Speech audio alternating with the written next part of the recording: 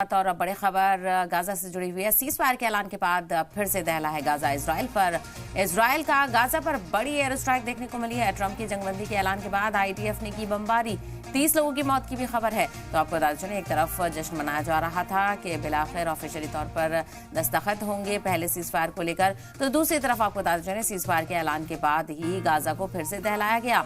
Israel ने Gaza पर बड़ी एयर स्ट्राइक की।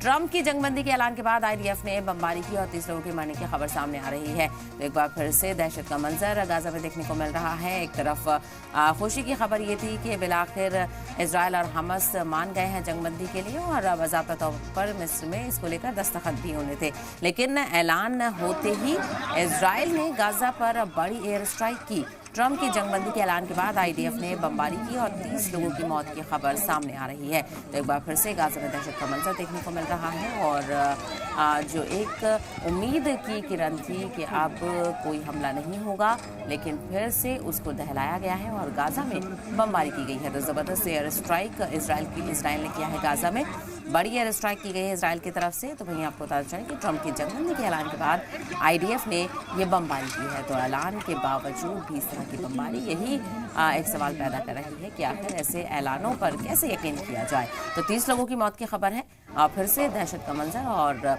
तबाही का मंजर देखा जा सकता है। तस्वीर आप देख सकते हैं किस तरह से इसराइल ने गाजा पर बड़ी एयर स्ट्राइक करके फिर से गाजा को तबाह करने की एक दोबारा से कोशिश की है। तो सीज़फायर की पूरी उम्मीद बन गई थी और सीज़फायर का ऐलान कर दिया गया था। तो सीज़फायर के ऐलान के बाद भी गाजा को दहलाने की कोई कवायद नहीं छोड़ी जा रही है। इसराइल की जारहाना हरकत लगातार जारी है।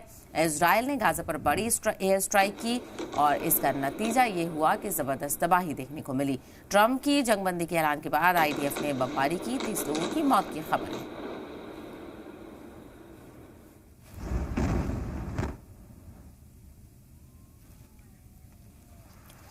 तो आपको बताते चले फिर से दहलाने की कोशिश की है गाजा को और ऐलान किया गया था सीज़फायर का, लेकिन उसके बावजूद भी आईडीएफ ने जारहाना हरकत अपनी जारी रखी और सीज़फायर के ऐलान के बाद फिर से गाजा को दहलाया गया। आईडीएफ ने ज़बरदस्त बमबारी करके एयर स्ट्राइक करके फिर से गाजा को दहलाया।